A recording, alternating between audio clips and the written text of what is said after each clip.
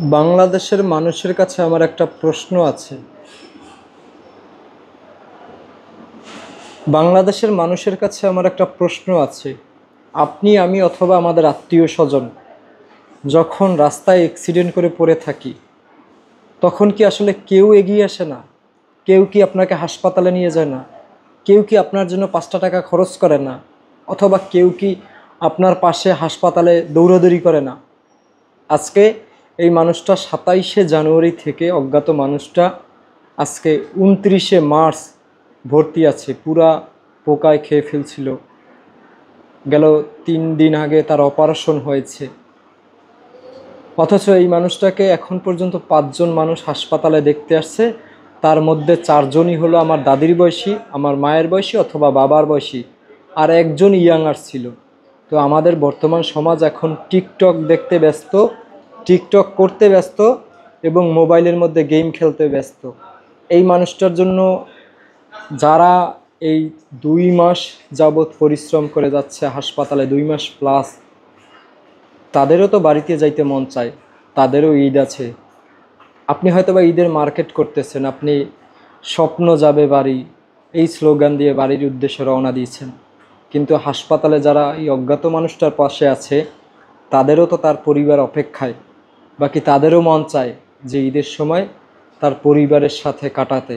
2 মাস 2.5 মাস তো হাসপাতালেই কাটালো।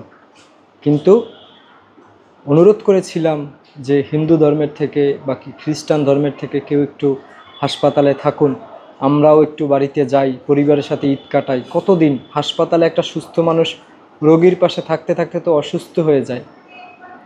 তার সব কিছু করা, আবার চিকিৎসার টাকা ম্যানেজ করা। গতকালকেও কিন্তু রাত 1টা বাজে ওষুধ ইঞ্জেকশনের ব্যবস্থা করতে পারছি, টাকা ছিল না। ফেসবুকে চেয়ে চেয়ে চেয়ে চেয়ে অনুরোধ করতে করতে, মানুষকে ভিডিও শেয়ার করতে করতে আসলে ক্লান্ত এখন। আমরাও তো মানুষ, আমাদেরও ক্লান্তি আছে। এই মানুষটার জন্য আর কত। একটা মানুষকে কোথা থেকে কোথায় নিয়ে এসেছি, আল্লাহ পাকের তারা নতুন জীবন দিয়েছে। এটা দেখলে আসলে, না দেখলে, নিজ চোখে না দেখলে বিশ্বাস করার মতো না। এই যুব সমাজ থেকে তো কেউ আসতো, কেউ পারতো তার জন্য একটু এগিয়ে আসতে। যে দেখেন, যে তার প্রথম রাস্তায় পড়ে থাকার ছবি যে দেখছেন, ভিডিওটা শেয়ার করে দিবেন সবাই। আর এখন এই মানুষটার এই যে অপারেশন শেষে, এই টানা 27শে জানুয়ারি থেকে আজকে 29শে মার্চ আমাদের অক্লান্ত পরিশ্রম, তার মধ্যে তার পোকা পরিষ্কার করা, গোসল করানো, পায়খানা পরিষ্কার করা, খাওয়ানো, নিজেদের অফিস করা, তারপরে 24 ঘন্টা তার পাশে থাকা। এই যে আজকে রাত্রে মাথার এই যে ব্যান্ডেজটা খুলে ফেলছে, ডাক্তার কিন্তু অপারেশন করতে চায়নি। ডাক্তার বলছে যে কোনোভাবে যেন মাথায় হাত না দিতে পারে, ব্যান্ডেজ খুলে না ফেলতে পারে, তাহলে কিন্তু আপনাদের বিরুদ্ধে ব্যবস্থা নেব। এবং ডাক্তার কিন্তু এই অপারেশন করতে চায়নি, কারণ তার মানসিক সমস্যা আছে, জানে যে মাথায় হাত দেবে একটু পর পর, সেই কারণে। এখন ডাক্তারকে আমরা কি জবাব দিব,